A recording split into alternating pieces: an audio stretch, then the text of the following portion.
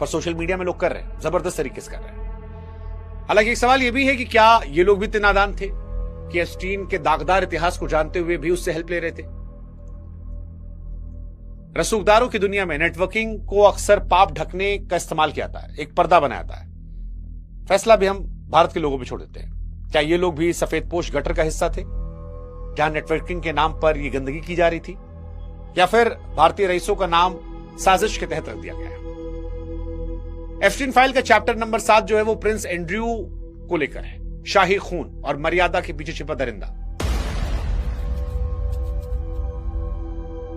Britain के राजकुमार Andrew का मामला केवल कानूनी विवाद नहीं रह गया, बल्कि दुनिया के सबसे पुराने राजघराने के मुंह पर एक कालिक के तौर पर, जो इस इतिहास कभी मिटा नहीं पाएगा। शाही मर्यादा प्रोटोकॉल की आड़ में छिपी गंदगी अब पूरी तरह नंगी हो गई है। फाइलों ने साबित कर दिया कि महलों के भीतर की चमक असल में मासूम बच्चों की चीखों को दबाने के लिए पर्दा थी।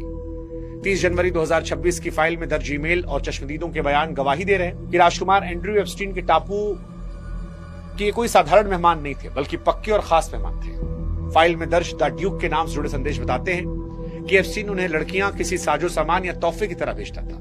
और सबसे भयानक बात यह है कि राजकुमार उन मासूमों के साथ हैवानियत करते थे, राष्ट्रीय ताकत का इस्तेमाल करके उन लड़कियों को इस कदर डराते थे कि उनकी रूह कांप जाए।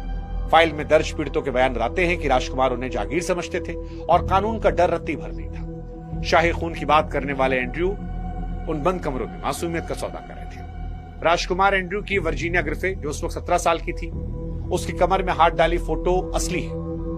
राजकुमार ने सालों तक झूठने से झूठ बोला कि ये फोटो डॉक्टर्ड है, लेकिन फाइलों ने उनके उस सफेद झूठ की धज्जियां उड़ा दी। हालांकि राजकुमार कानून से बचने के लिए कह रहे हैं कि हम सही हैं। उन पर यह भी आरोप लगे कि उन्होंने उस लड़की को करोड़ों रुपए देकर कोर्ट के बाहर मामला रफा दफा किया।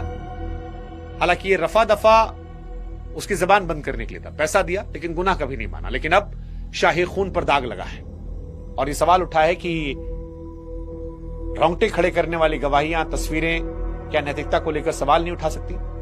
क्या पैसा है तो किसी की इज्जत लूट लोगे? जनता तय करे शाही लोगों को लेकर। और क्या ऐसे लोगों को इसलिए माफ कर देना चाहिए क्योंकि वो खास परिवार में पैदा हुए? हालांकि एप्स्टीन अकेला ये सब नहीं कर रहा था, इसमें उसकी बीवी भी उसकी हेल्प कर रही थी, जो सबसे हैरानी की बात है। एक औरत ही औरतों को बिकवा रही थी। ये वही औरत थी जो लड़कियों को बहला फुसला कर नर्क में धकेल रही थी। मैक्सवेल लड़कियों को कहकर बुलाती कि एप्स्टीन उनकी पढ़ाई में हेल्प करेगा, जॉब में हेल्प